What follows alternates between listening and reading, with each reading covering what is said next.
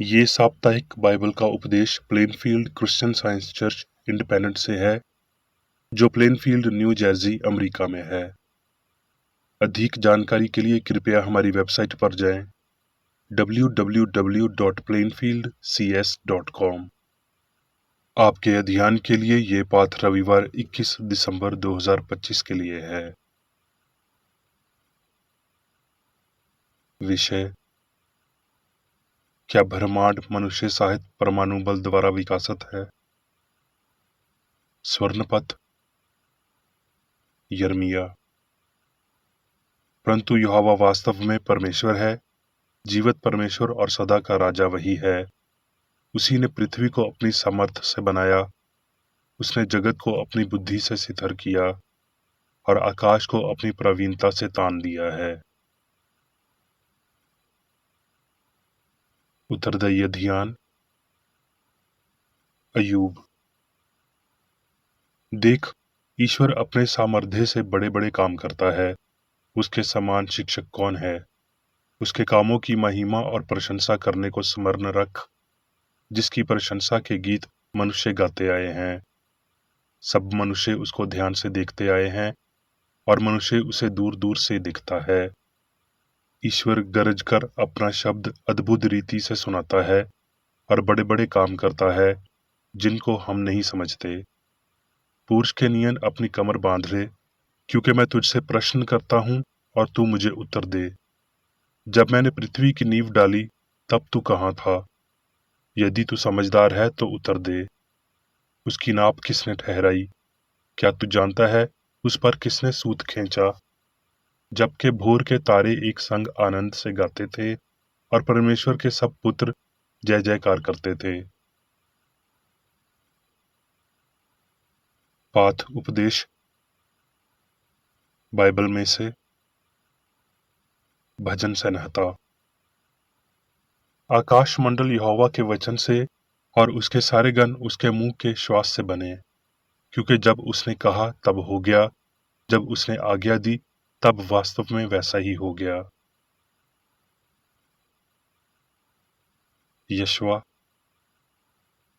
यहोवा के दास मूसा की मृत्यु के बाद यहोवा ने उसके सेवक यशवा से, जो नून का पुत्र था, कहा, मेरा दास मूसा मर गया है, सो अब तू उठ, कमर बांध और इस सारी प्रजा समेत यरदन पार होकर उस देश को जा जिसे मैं उनको अर्थात इसराइलियों को देता हूँ। उस वचन के अनुसार जो मैंने मूसा से कहा, अर्थात जिस जिस स्थान पर तू पांव धरोगे वो सब मैं तुम्हें दे देता हूँ। तेरे जीवन भर कोई तेरे सामने ठहर ना सकेगा। जैसे मैं मूसा के संग रहा वैसे ही तेरे संग भी रहूंगा, और ना तो मैं तुझको धोखा दूंगा और ना तुझको छोड़ूंगा। क्या मैंने तुझे आज्ञा नहीं दी? हियाव बांधकर दृढ़ हो जाओ, भय ना खा और तेरा मन कच्चा ना हो, क्योंकि जहां जहां तू जाएगा वहां वहां तेरा परमेश्वर यहोवा तेरे संग रहेगा। यशवा। जब यरूशलेम के राजा अदोनी सैदक ने सुना कि यशवा ने ई को ले लिया और उसको सत्यानाश कर डाला है, और जैसा उसने यरू और उसके राजा से किया है, और ये भी सुना कि जबून के निवासियों ने इसराइलियों से मेल किया और उसके बीच रहने लगे हैं, तब वो डर गए। इसलिए यरूशलेम के राजा अदोनी सैदक ने हबरून के राजा होहाम, यरमूत के राजा पेराम, लाकेश के राजा यापी और अजलून के राजा दबीर के पास ये कहला भेजा कि मेरे पास आकर मेरी सहायता करो और चलो हम जबून को मारें, क्योंकि उसने यशवा और इसराइलियों से मेल कर लिया है। इसलिए पांचों अमूरी राजाओं ने अपनी अपनी सारी सेना इकट्ठी करके चढ़ाई कर दी और जबून के सामने डेरे डालकर उससे युद्ध छेड़ दिया। यहाँ तक कि जबून के निवासियों ने जलजाल की छावनी में यशवा के पास यूं कहलवा भेजा कि अपने दासों की ओर से तू अपना हाथ ना हटाना। और यहोवा ने यशवा से कहा, उनसे मत डर, क्योंकि मैंने उनको तेरे हाथ में कर दिया है। उनमें से एक पुरुष भी तेरे सामने टिक ना सकेगा। तब यशवा रातों रात जलजाल से जाकर यकायक उन पर टूट पड़ा, और यहोवा ने इसराइलियों के सामने उनको ढारस बंधाया। और उस समय अर्थात जिस दिन यहोवा ने अमोरियों को इसराइलियों के वश में कर दिया, उस दिन यशवा ने यहोवा से इसराइलियों के देखते इस प्रकार कहा, हे सूर्य तू जबून पर, और हे चंद्रमा तू अय्यालों की तराई के ऊपर थमा रह। और सूर्य उस समय तक थमा रहा और चंद्रमा उस समय तक थमा रहा जब तक उस जाति के लोगों ने अपने शत्रुओं से पलटा ना लिया। ना तो इससे पहले कोई ऐसा दिन हुआ और ना इसके बाद। अयूब, चुपचाप खड़ा रह और ईश्वर के आश्चर्य कर्मों का विचार कर। सर्वशक्तिमान जो अति समाधीन है और जिसका भेद हम नहीं पा सकते, वो न्याय और पूर्ण धर्म को छोड़ अत्याचार नहीं कर सकता। लूका, यहूदियों के राजा हेरोदिस के समय अबिया के दल में जकरिया नाम का एक याजक था और उसकी पत्नी हारून के वंश की थी, जिसका नाम अलिशबा था। और वो दोनों परमेश्वर के सामने धार्मिक थे और प्रभु की सारी आज्ञाओं और विधियों पर निर्दोष चलने वाले थे। क्योंकि अलिशबा बांझ थी और वो दोनों बूढ़े थे। जब वो अपने दल की पारी पर परमेश्वर के सामने याजक का काम करते थे, तो याजकों की रीति के अनुसार उसके नाम की चिट्ठी निकली कि प्रभु के मंदिर में जाकर धूप जलाए। प्रभु का एक स्वर्गदूत धूप की वेदी की दाहिनी ओर खड़ा हुआ उसको दिखाई दिया, और जकरिया देखकर घबराया और उस पर बड़ा भय छा गया। परंतु स्वर्गदूत ने उससे कहा, हे जकरिया, भयभीत ना हो, क्योंकि तेरी प्रार्थना सुनी गई है, और तेरी पत्नी अलिशबा से तेरे लिए एक पुत्र उत्पन्न होगा, और तू उसका नाम यूहन्ना रखना। और तुझे आनंद और हर्ष होगा, और बहुत सारे लोग उसके जन्म के कारण आनंदित होंगे, क्योंकि वो प्रभु के सामने महान होगा और दाखरस और मदिरा कभी न पिएगा, और अपनी माता के गर्भ ही से पवित्र आत्मा से परिपूर्ण हो जाएगा। स्वर्गदूत ने उसको उत्तर दिया कि मैं जबराइल हूँ, जो परमेश्वर के सामने खड़ा रहता हूँ, और मैं तुझसे बातें करने और तुझे ये समाचार सुनाने को भेजा गया हूँ। इन दिनों के बाद उसकी पत्नी एलिशबा गर्भवती हुई और 5 महीने तक अपने आप को ये कहकर छुपाए रखा कि मनुष्यों में मेरा अपमान दूर करने के लिए प्रभु ने इन दिनों में कृपा दृष्टि करके मेरे लिए ऐसा किया है। 6ठे महीने में परमेश्वर की ओर से जबराइल स्वर्गदूत गलील के नासरत नगर में एक कंवारी के पास भेजा गया, जिसकी मंगनी यूसुफ नाम दाऊद के घराने के एक पुरुष से हुई थी। उस कंवारी का नाम मरियम था। और स्वर्गदूत ने उसके पास भीतर आकर कहा, आनंद और जय तेरी हो, जिस पर ईश्वर का अनुग्रह हुआ है। प्रभु तेरे साथ है। और देख, तू गर्भवती होगी और तेरे एक पुत्र उत्पन्न होगा, और तू उसका नाम यीशु रखना। और देख, तेरी कुटुंबनी एलिशबा के भी बुढ़ापे में पुत्र होने वाला है, और ये उसका जो बांझ कहलाती थी 6वां महीना है, क्योंकि जो वचन परमेश्वर की ओर से होता है वो प्रभावरहित नहीं होता। भजन संहिता। हे धार्मियों, यहोवा के कारण आनंदित और मगन हो, और हे सब सीधे मन वालों, आनंद से जय जयकार करो। आमोस, देख, पहाड़ों का बनाने वाला और पवन का सिरजाने वाला, और मनुष्य को उसके मन का विचार बताने वाला, और भोर को अंधकार करने वाला, और जो पृथ्वी के ऊंचे स्थानों पर चलने वाला है, उसी का नाम सेनाओं का परमेश्वर यहोवा है। अब मैं मेरी बेकर एडी द्वारा क्रिश्चियन साइंस की किताब विज्ञान और स्वास्थ्य शास्त्रों की कुंजी के साथ के साहस संबंधी अंश पढ़ूंगा। विज्ञान और स्वास्थ्य। शास्त्र हमें सूचित करते हैं कि भगवान से सब कुछ हो सकता है। आत्मा के लिए सभी अच्छाई संभव है। विज्ञान सभी अच्छे को प्राप्त करने की संभावना को प्रकट करता है और परमेश्वर को पहले से ही पता लगाने के लिए काम पर नश्वर सेट करता है। क्रिश्चियन साइंस मानसिक के रूप में सभी कारणों और प्रभावों को बताता है, शारीरिक नहीं। ये आत्मा और शरीर से रहस्य का पर्दा उठाता है। ये भगवान के लिए मनुष्य के वैज्ञानिक संबंध को दर्शाता है, अंतर्निहित अस्पष्टताओं को हटा देता है और कैद किए गए विचारों को मुक्त करता है। दिव्य विज्ञान में मनुष्य सहित ब्रह्मांड आध्यात्मिक समझ से अपूर्ण और शाश्वत है। रचनात्मक सिद्धांत जीवन, सत्य और प्रेम ईश्वर है। ब्रह्मांड ईश्वर को दर्शाता है, लेकिन एक रचनाकार और एक रचना है। इस रचना में आध्यात्मिक विचारों और उनकी पहचानों का खुलासा होता है, जो अनंत मन में समाहित हैं और हमेशा के लिए परिलक्षित होते हैं। सत्य के ब्रह्मांड में सामग्री अज्ञात है। त्रुटि का कोई भी दबाव वहां प्रवेश नहीं करता है। ईश्वरीय विज्ञान ईश्वर का शब्द त्रुटि पर अंधेरे के लिए कहता है। ईश्वर सब में है और हमेशा मौजूद प्रेम का प्रकाश ब्रह्मांड को प्रकाशित करता है। इसलिए अनंत आश्चर्य की अनंत अंतरिक्ष इंगित आध्यात्मिक रूपों में उसे दर्शाते हुए ईश्वर के विचारों से अभिभूत है। मन अपने सभी स्वरूप पर सर्वोच्च और उन सभी पर शासन करने वाला, विचारों की अपनी प्रणाली, अपने सभी विशाल निर्माण का जीवन और प्रकाश का केंद्रीय सूर्य है, और मनुष्य दिव्य मन के लिए सहायक है। भौतिक और नश्वर शरीर या मन मनुष्य नहीं है।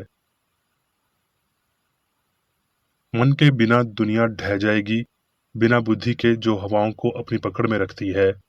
ना तो दर्शन और ना संशयवाद विज्ञान की प्रगति में बाधा डाल सकता है, जो मन की सर्वोच्चता को प्रकट करता है। पृथ्वी की रचना करने वाले यौगिक खनिज या एकमात्र पदार्थ जो संबद्ध घातिक सामग्री एक दूसरे के साथ रखते हैं, आकाशीय पिंडों की परिमाण, दूरी और क्रांतियां कोई वास्तविक महत्व नहीं रखती हैं। जब हमें यह याद आता है कि उन सभी आध्यात्मिक तत्वों को मनुष्य और ब्रह्मांड के अनुवाद द्वारा आत्मा में स्थान देना चाहिए, इसके अनुपात में मनुष्य और ब्रह्मांड शाश्वत और सामंजस्य पूर्ण पाए जाएंगे।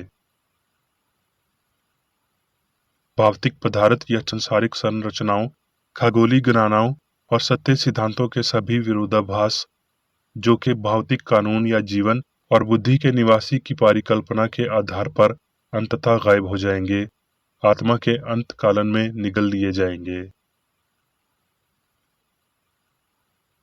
पृथ्वी की गति और स्थिति केवल मन से ही बनी रहती है,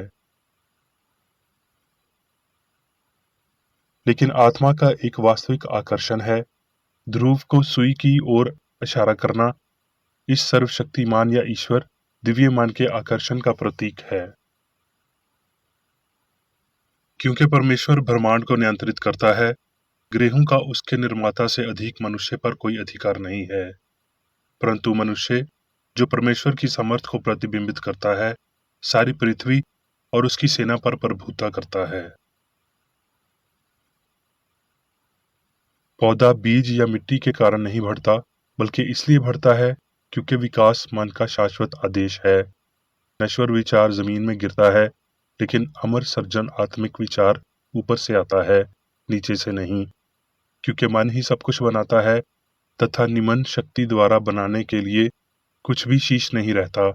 आत्मा मन के विज्ञान के माध्यम से कार्य करती है, मनुष्य को कभी भी जमीन जोतने के लिए प्रेरित नहीं करती, बल्कि उसे मिट्टी से श्रेष्ठ बनाती है। इसका ज्ञान मनुष्य को मिट्टी, पृथ्वी और उसके वातावरण से ऊपर उठाकर सुचेतन आध्यात्मिक सिद्धभाव और शाश्वत अस्तित्व की ओर ले जाता है। यदि हम एक साकार व्यक्ति के रूप में ईश्वर से प्रार्थना करते हैं, तो ये हमें उन मानवीय संदेहों और भावों को त्यागने से रोक देगा जो इस तरह के विश्वास में शामिल होते हैं, और इसलिए हम अनंत निराकार प्रेम द्वारा किए गए चमत्कारों को नहीं समझ सकते, जिसके लिए सभी चीजें संभव हैं।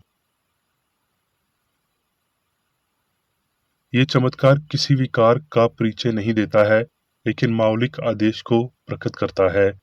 भगवान के अपरिवर्तनीय कानून के विज्ञान की स्थापना, आध्यात्मिक विकास अकेले ईश्वरीय शक्ति के व्यायाम के योग्य है। मिस्र में यह मन ही था जिसने इसराइलियों को विपत्तियों पर विश्वास करने से बचाया था। जंगल में चट्टान से धाराएं बहती थीं और मन आसमान से गिरती थी। इसराइलियों ने ब्राजील सांप को देखा और सीधे विश्वास किया कि वो वेपर के जहरीले डंक से ठीक हो गए हैं। राष्ट्रीय समृद्धि में चमत्कारों ने इब्रानियों की सफलताओं में भाग लिया, लेकिन जब वो सच्चे विचार से विदा हुए तो उनका विध्वंस शुरू हो गया। यहाँ तक कि विदेशी राष्ट्रों के बीच बंधी अवस्था में भी ईश्वरीय सिद्धांत ने अग्नि भट्टी में और राजाओं के महलों में परमेश्वर के लोगों के लिए चमत्कार किए। तथाकथित गैसों और बल दिव्यमान की आध्यात्मिक शक्तियों के प्रतिरूप हैं, जिनके सामर्थ्य सत्य हैं, जिनका आकर्षण प्रेम है, जिनका आसन जन और सामान जैसे जीवन है, होने के तत्वों को नष्ट कर देते हैं। विद्युत भौतिकता का वो तीव्र अधिशेष है जो आध्यात्मिक या सत्य के वास्तविक सार को उद्घाटित करता है। महान अंतर ये है कि बिजली बुद्धिमान नहीं है, जबकि आध्यात्मिक सत्य मन है। भूकंप, हवा, लहर, बिजली, अग्नि, सबसे अच्छा गति में व्यक्त नश्वर मन का कोई वाष्पीभूत रूष नहीं है, और ये तथाकथित मन सब नष्ट है। बुराई की अभिव्यक्ति जो ईश्वरीय न्याय का प्रतिकार कराती है, शास्त्रों में कहा गया है, प्रभु का क्रोध। वास्तव में वो त्रुटि या पदार्थ के आत्म विनाश को दर्शाते हैं, और पदार्थ के विपरीत और आत्मा के सत्यातिव और ताकत को इंगित करते हैं। क्रिश्चियन साइंस सत्य और उसके वर्चस्व, सार्वभौमिक सिद्धभाव, ईश्वर की पवित्रता, अच्छाई और बुराई को प्रकाश में लाता है। कभी कभी हम सीखेंगे कि आत्मा महान वास्तुकार ने विज्ञान में पुरुषों और महिलाओं को कैसे बनाया है। क्रिश्चियन साइंस अभियोग प्रस्तुत करता है, अभिवृद्धि नहीं।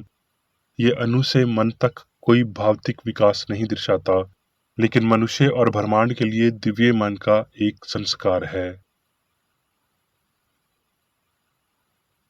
जो कुछ भी बना है वो परमेश्वर का कार्य है और सब कुछ अच्छा है। मनुष्य की सामर्थ्यता और अमरता बरकरार है। हमें इस विपरीत धारणा से दूर देखना चाहिए कि मनुष्य भौतिक रूप से बनाया गया है, और हमारी निगाहें सृष्टि के आध्यात्मिक रिकॉर्ड की ओर मुड़ें, जिसे समझ और दिल पर हीरे की नोक से और एक स्वर्गदूत की कलम पर उकीरा जाना चाहिए। अब मैं मेरी बेकर एडी द्वारा चर्च मैनुअल में दिए गए 3 दैनिक कर्तव्यों को पढ़ूंगा। दैनिक प्रार्थना। प्रत्येक दिन प्रार्थना करने के लिए इस चर्च के प्रत्येक सदस्य का कर्तव्य होगा, तुम्हारा राज्य आए, ईश्वरी सत्य, जीवन और प्रेम के शासन को मुझ में स्थापित कर और मुझ पर शासन कर, और तेरा वचन सभी मनुष्यों के स्नेह को समृद्ध कर सकता है और उन पर शासन कर। आदेशों और कर्तव्यों के लिए एक नियम। ना तो दुश्मनी और ना व्यक्तिगत लगाव मदर चर्च के सदस्यों के आदेशों और कर्तव्यों पर लागू करना चाहिए। विज्ञान में दिव्य प्रेम ही मनुष्य को नियंत्रित करता है, और एक क्रिश्चियन विज्ञानी प्यार की मीठी सुविधाओं को दर्शाता है। प्यार में डांटने पर, सच्चा भाईचारा, परोपकार और क्षमा में। इस चर्च के सदस्यों को प्रतिदिन ध्यान रखना चाहिए और सभी बुराई दूर करने, भविष्यवाणी, न्याय करने, निंदा करने, परामर्श देने, प्रभावित करने या गलत तरीके से प्रभावित होने से बचने के लिए प्रार्थना करनी चाहिए। कर्तव्य के प्रति सतर्कता। इस चर्च के प्रत्येक सदस्य का ये कर्तव्य होगा कि वो प्रतिदिन आक्रामक मानसिक सुझाव से बचाव करे और भूल कर भी ईश्वर, नेता और मानव जाति के प्रति अपने कर्तव्य की उपेक्षा नहीं करनी चाहिए। उनके कामों से उन्हें आंका जाएगा और वो उचित या निंदनीय होगा।